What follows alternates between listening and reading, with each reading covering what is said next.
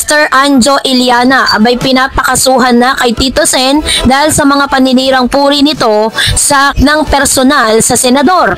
TBJ abay lalaban para kay Tito Sen. But before that, if you haven't subscribed yet to my YouTube channel, gusto mo talagang laglagan, gusto mo i-reveal ko na mula 2013 kung sino po yung kabit nyo, Tito Sen? Okay. Yes, good morning at ano ba yung buko? Breakfast ako at Tito Sen, ang dami mo na naman na pinalabas na yung mga bayaran mo na sa mga vloggers, Tito Sen. Gusto mo talaga ng Tito Sen, gusto mo talagang laglagan, gusto mo i-reveal ko na mula 2013 kung sino po yung kabit nyo, Tito Sen? Okay ba sa iyo, Tito Sen? Gusto mo sabihin ko na kung sino yung kabit mo mula 2013 na pinalakad mo sa akin? Sabihin mo lang, Tito Sen, at i-box reveal ko na. Sasabihin ko na sa taong bayan kung sino yung kabit mo mula 2013. Sige lang, banatan nyo lang ako at marami pa akong ilalabas. Dahil po sa mga live videos na kumakalat ngayon with Mr. Anjo Iliana, lumutang ang pangalan ni Miss Aramina na itinuturong isa sa mga kabit di umano ni Mr. or ni Senator Tito Soto, na kung saan meron pong mga lumalabas sa conversation na tila baga may pag-uusap patungkol kay Aramina na siyang itinuturo na naging third party di umano ni Tito Sen. Ang sabi po dyan, noong 2013, ang tinutukoy mo ba ay si Aramina? Siya ang parang host, no, na parang host ng Itbulaga na umalis ng May 2013, kasi yun po yung timeline na binigay ni Mr. Anjo Iliana sa publiko. So dahil dito syempre ang dami nag-search sino nga ba yung tinutukoy niya, ang dami pong mga lumalabas sa pangalan, pero ang dinidiin na pangalan ay walang iba kundi si Miss Aramina. So dahil po dito mas lalo pong ikinagalit ito ng mga netizen dahil tila baga naglalabas siya ng ilang mga impormasyon nang wala naman po talagang legit na resibo at walang legit na mga makapagtuturo na talagang ang tama yung kanyang mga sinasabi. At hindi pa dito natatapos yun, dahil pagkatapos po ng isang live videos niya ay sinabi niya po dito at ginawa niyang katatawanan yung kanyang revelasyon. No, panoorin po natin ito. Yung unang kabit at ang pangalan niya ay si Rudolph. Lalaki? Pwede. Hindi, may mga animals kasi na Rudolph, may lalaki. Si Rudolph, siya po yung kabit na nakakabit dun sa sleigh ni Santa Claus, di ba? Oo, tama. Yung humihila. Oo, siya yung humihila, kaya siya po yung kabit. Kaya pala kabit. Okay.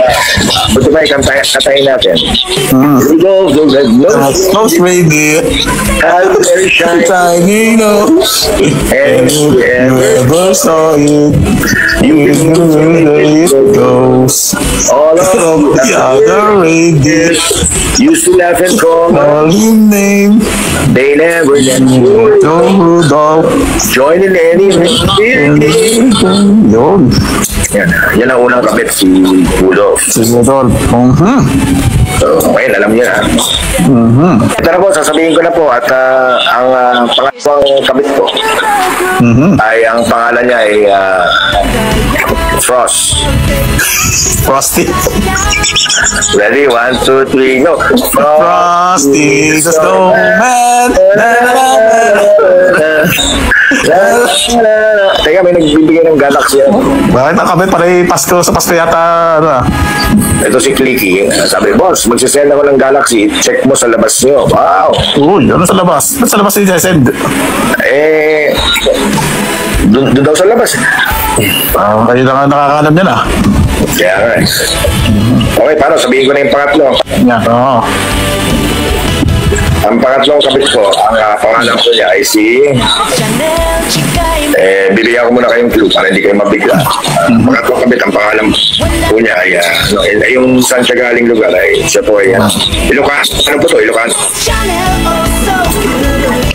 At ito, sasabihin ko na. Sige. Ang pangalan ng pangatlong kabit ay si... Kabit Singson.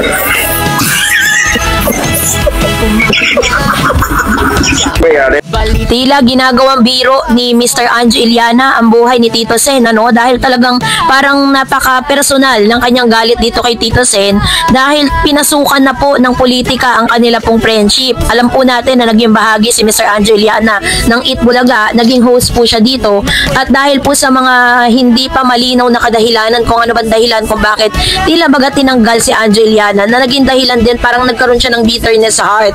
So dahil po dito ay sinasabi nga na kailangan na daw di umanong na kasuhan or Anjo Iliana pinapakasuhan kay Tito Sen.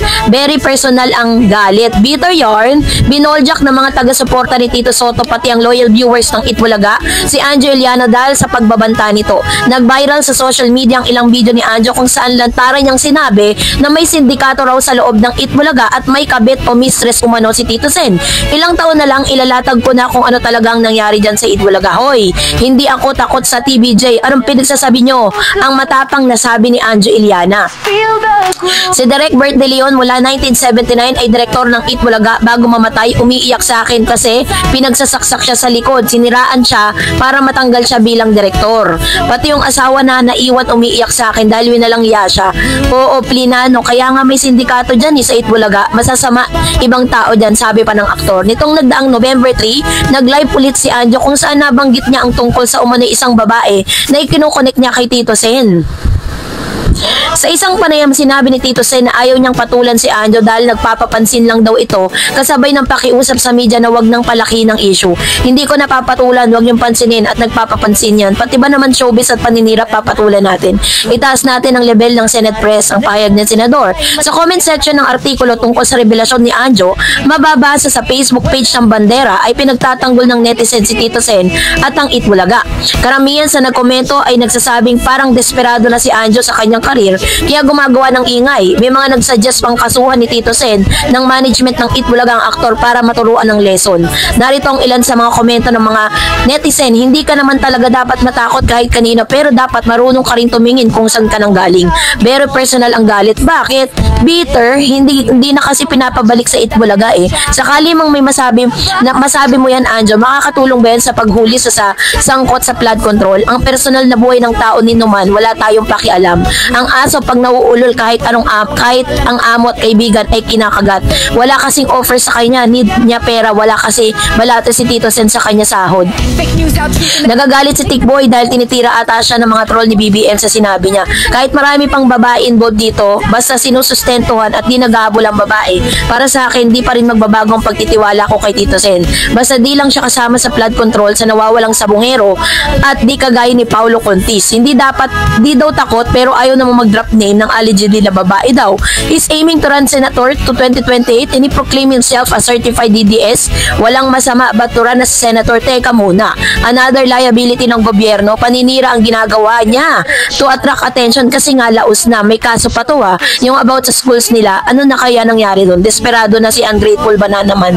Desperado ka na talaga. Lahat gagawin mo, mapansin kang kahit anong sasabihin mo, lahat tayo may kanya-kanyang nakaraan. Kaya ano pa mang sabihin mo, Tito, ay Tito pa rin, mas may nagawa namang siyang mabuti sa bayan kaysa sa'yo.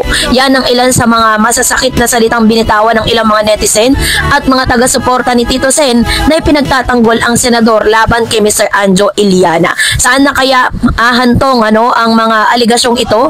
At saan kaya hahantong ang mga paninirang puring ginagawa ni Mr. Anjo Iliana towards the senator? So kayo na po ang maghusga. Mag-comment kayo sa comment section. And that's it for today. For more videos and updates, please don't forget to like and subscribe, and please don't forget to follow my Facebook page, Dar Eds TV and Dar Eds channel. God bless everyone.